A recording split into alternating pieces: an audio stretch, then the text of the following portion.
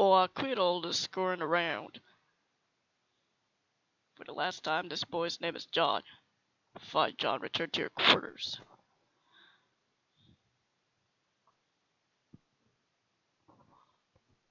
Yup.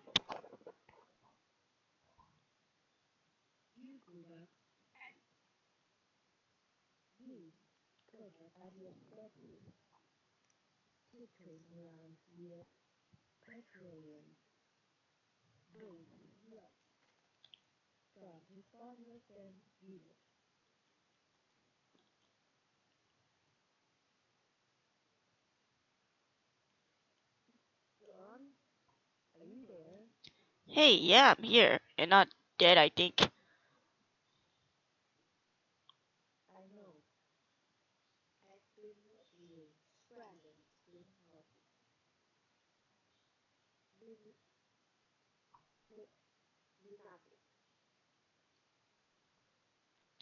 Um,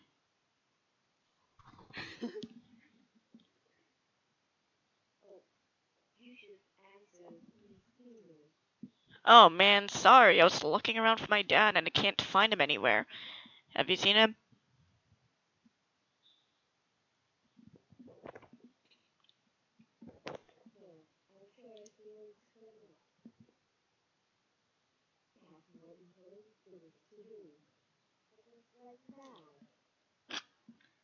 Yeah, like, where am I?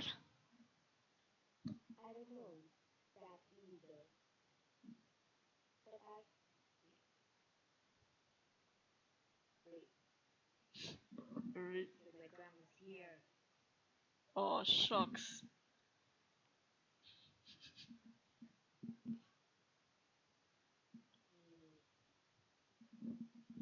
Mm, wow. Go to your bedroom or something.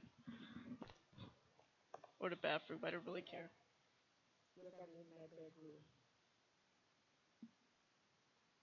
Then what are you waiting for? You're in your bedroom.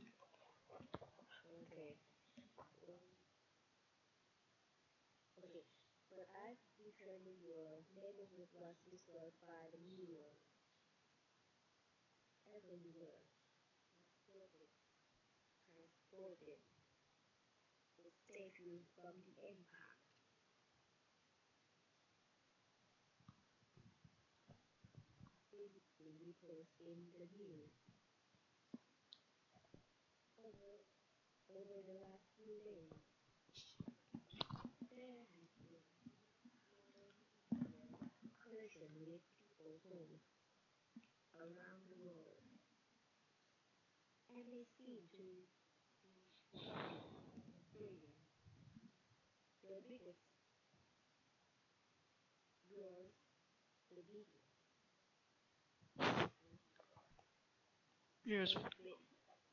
Yes.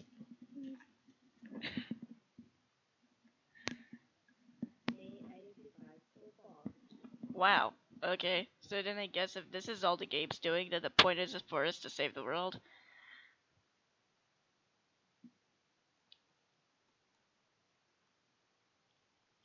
Perhaps. Then we better get moving and figure this game out.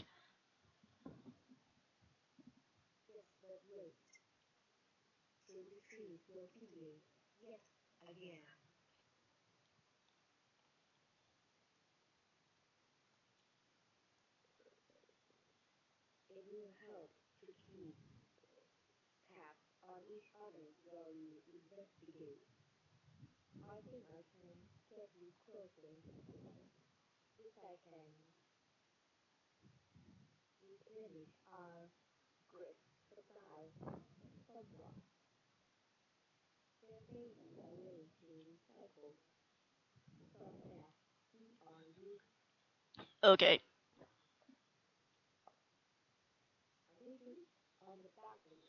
Wait, Rose. One thing.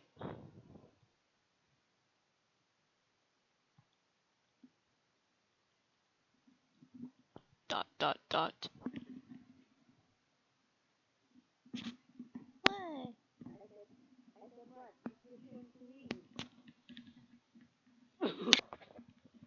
You You never even wished me a happy birthday. Um, hello?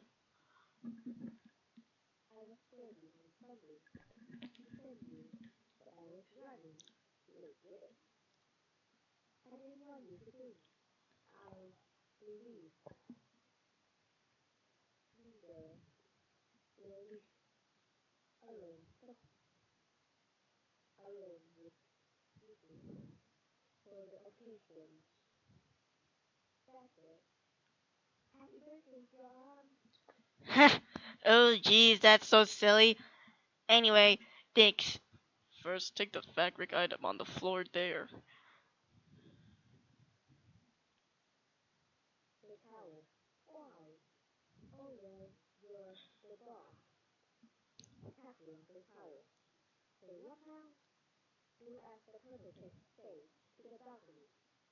John makes his way to the balcony per your awkwardly worded request. Wait, take that, the blue wobbly thing.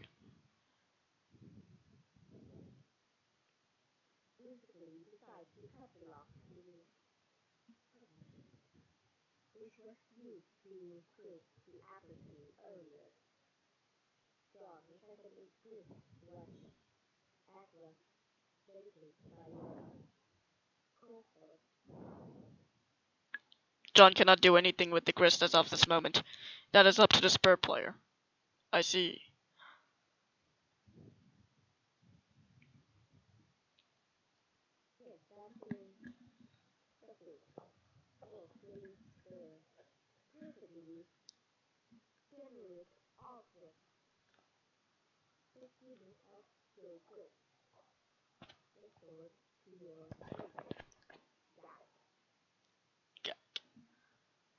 Rosa expends the grist to drag a new plank from the balcony in the direction of the PDA.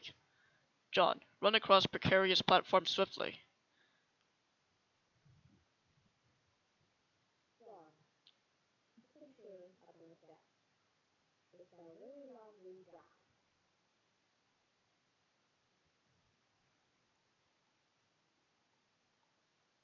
John is very nervous about the idea, and the strident tone of your commands is starting to make him a little upset.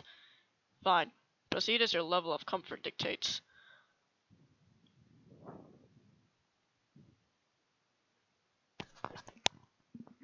Go.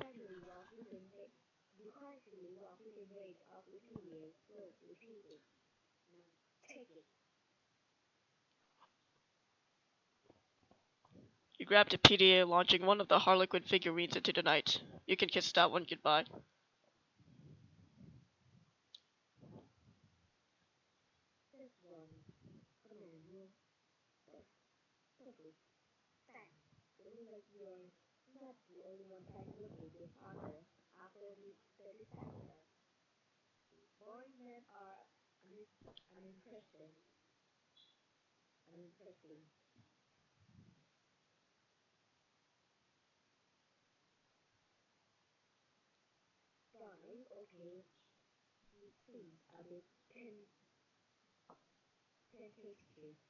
I'm fine, I guess.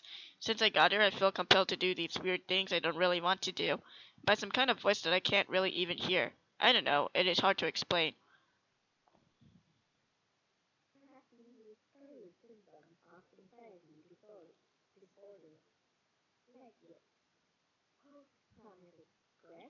Yeah, maybe. Who knows?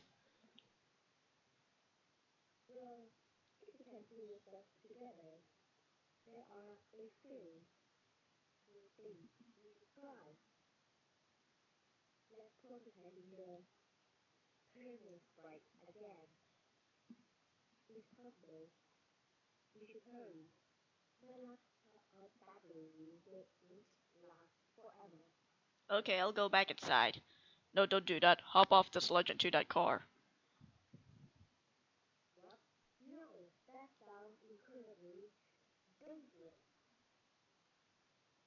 Now you're just being a pest. Which turnip truck did you just tumble out of anyway? Who are you? Years in the future, but not many.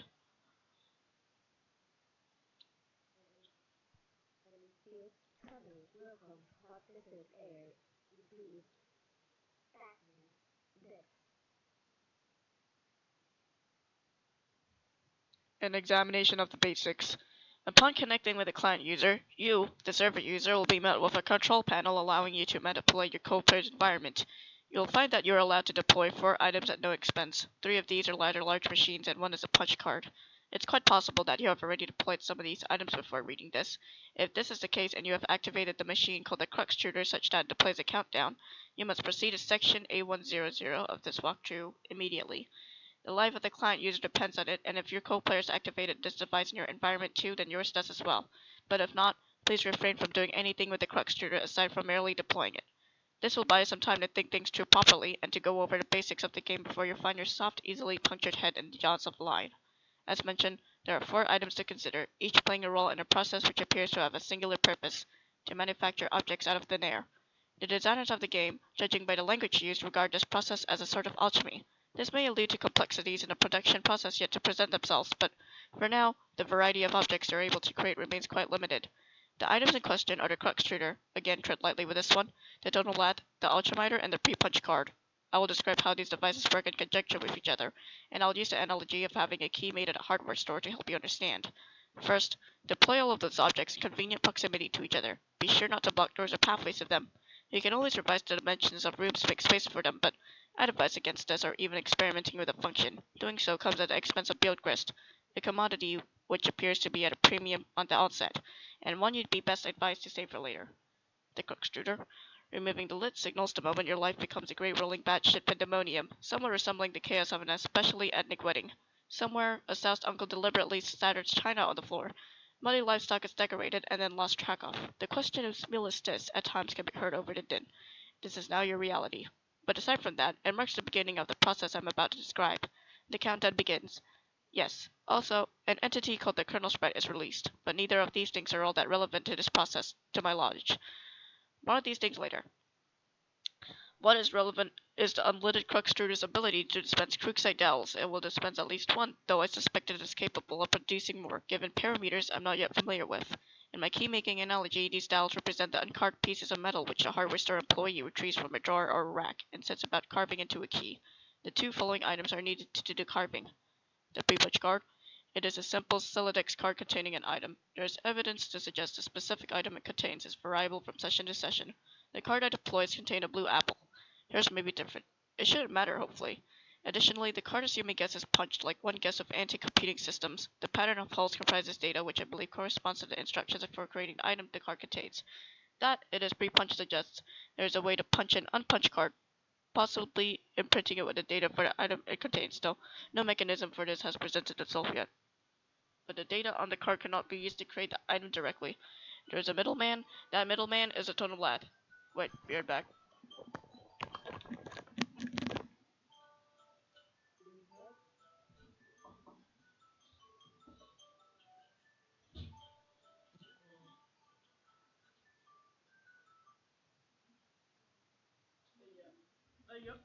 Are you? No, I'm not. Yeah. Probably like, um, probably like 30 minutes. Just 30 minutes. Sorry, the phone rang earlier. I was confused. So, anyways, where was I? The ultrameter. Wait, I'm sorry, I need tissue.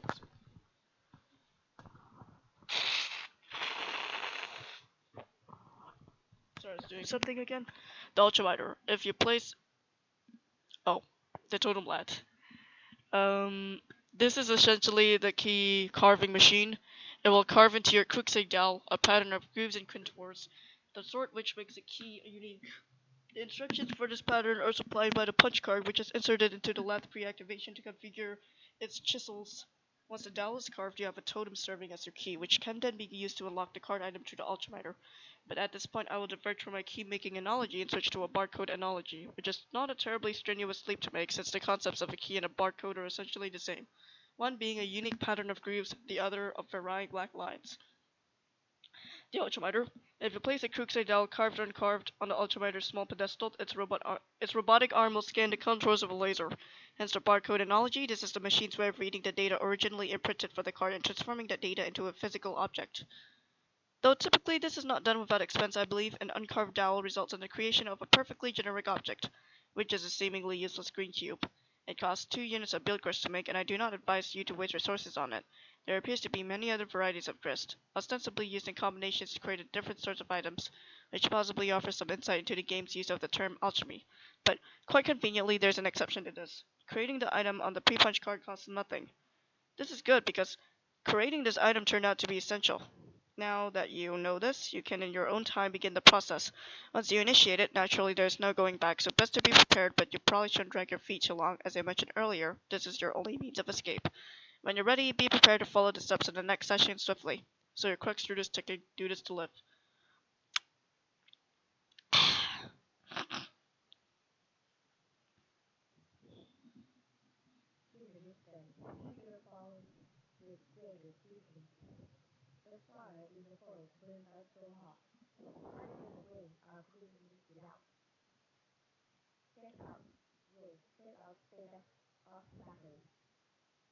Your laptop battery is alright for now, but it won't be for long.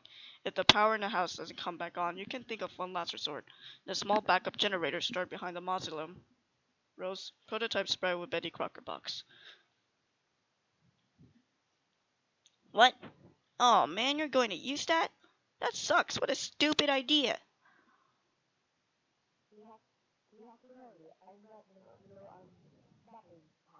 But the cake mix? Ugh, that's so dumb.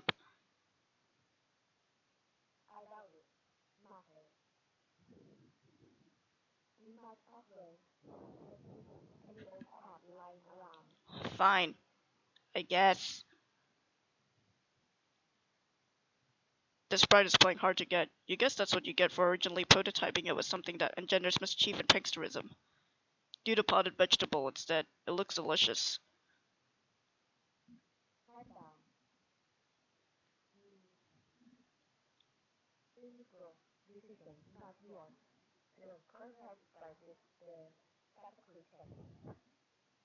Oh yes, sweet. Now we're talking.